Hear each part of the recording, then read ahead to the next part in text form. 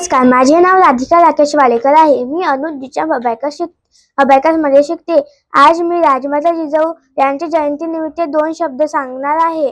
ना वाकायचे ना झुकायचे, अन्यायावर पलटून वार करायचे, सन्मानाने जगायचे व सन्मानाने मरायचे, असे शिकवण देणाऱ्या राजमाता जिजाऊ यांची आज जयंती आहे.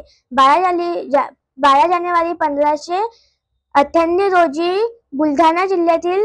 बुलढाणा जिल्ह्यातील सिंदखेड राजा या गावी त्यांचा जन्म झाला. त्यांच्या वडिलांचे नाव लखुजीराव जाधव व आईचे नाव म्हाळसाबाई असे होते. शहाजीराजे भोसले यांच्याशी त्यांचा विवाह झाला.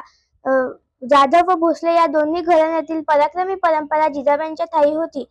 रयतेवर होणारा अन्याय अत्याचार पाहून जिजाबाईंना नेहमी वाटे आपलं राज्य म्हणजे स्वराज्य असायला हवे. हिंदवी स्वराज्याचे तेजस्वी स्वप्न त्यांनी पाहिले होते. त्यांनी शिवरायांना लहानपणापासून शौर्याच्या पराक्रमाच्या कथा सांगून घडविले. जिजाऊंच्या प्रेरणेतूनच शिवरायांनी अनेक लढाया जिंकल्या व महाराष्ट्राच्या मातीत स्वराज्याचे भगवे निशाण उभारले.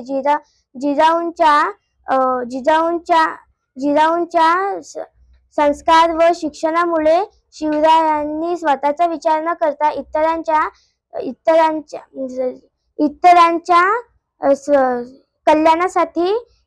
कल्याणासाठी जगले. धन्यवाद.